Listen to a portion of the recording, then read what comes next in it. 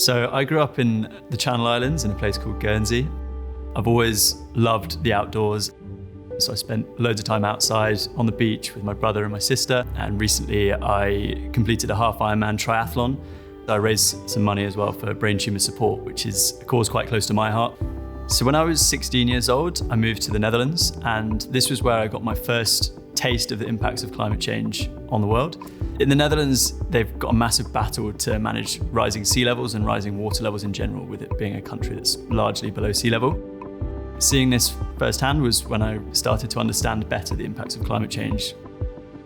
So after the Netherlands, I headed off to university and I studied finance, got my first job, and this kind of by chance was in a renewable energy company. So I started working on wind projects. I eventually landed in solar. I joined Cero in asset management specifically, and we've spent the last couple of years really growing what we're doing. For us, we think about the assets as the solar plants themselves and also the battery plants themselves. We think about it like managing its own business. Every single project is like a business. It needs financing, it needs managing. We have landowners. We also have the local environment around the project that we have to look after. The aim for us is about making sure these projects have the best impact that they can. One piece of that is making sure that they maximize their output, because the more clean energy we produce, the more these projects are online, the higher the carbon savings that comes from them.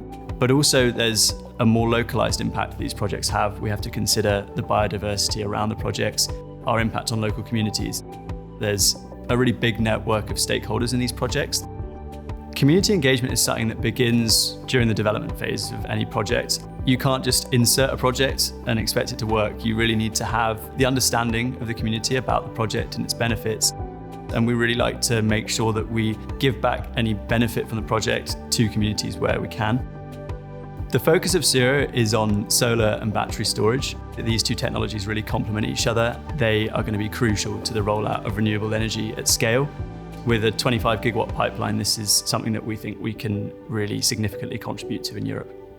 What I hope for Generation Cero is that we can deliver on our objectives today. We have all of the ingredients to deliver a 100% renewable energy future. It's just really important that we execute on that.